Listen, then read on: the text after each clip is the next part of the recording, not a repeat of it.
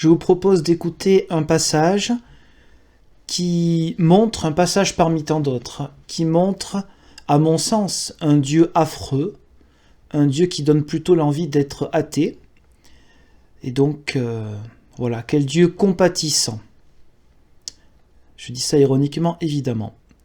Écoutons un passage, un extrait qui est à la page numéro 124, toujours de notre livre « La réconciliation entre Dieu et l'homme », de Russell, le fondateur du groupe des étudiants de la Bible, appelé plus tard Témoins de Jéhovah.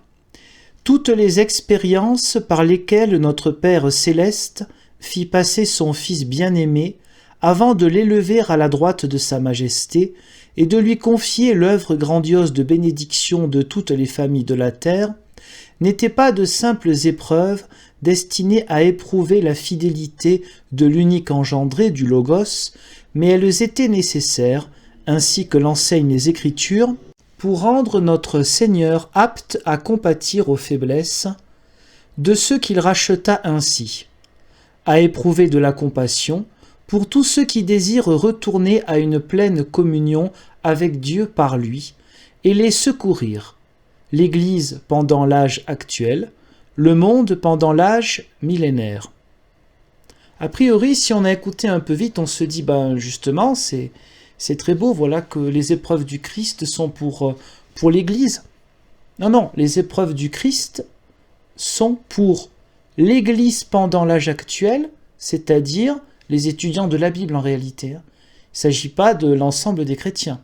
Donc on a un Dieu qui, par Jésus le Christ, veut secourir.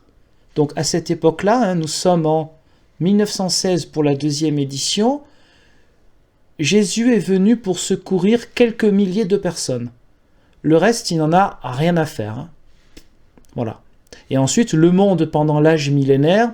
Alors l'âge millénaire, ça varie selon les dates. C'est un petit peu compliqué à comprendre en plus selon les livres. Et au sein de chaque livre, il peut y avoir des contradictions, un vocabulaire pas très net. Donc voilà le Dieu compatissant que nous propose ce monsieur. C'est Jésus le Christ qui est venu pour secourir. C'est bien marqué, il y a un italique très clair, à les, L-E-S, les secourir. Clairement, l'Église, c'est-à-dire eux, dans le contexte de cette pensée, c'est eux, et le monde plus tard. Donc voilà, les souffrances du Christ ne sont pas pour toute l'humanité.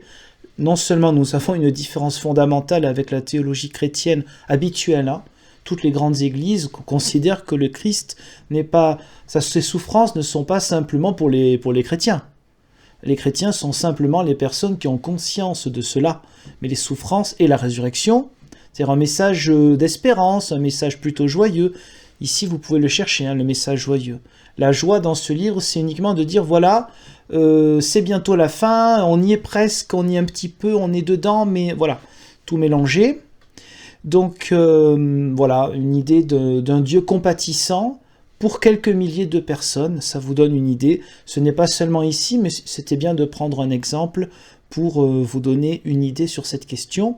Je rappelle qu'il s'agit de livres, ce n'est pas le seul livre, il y en a plusieurs, mais des livres fondateurs, des livres importants, et livres importants du fondateur de ce mouvement.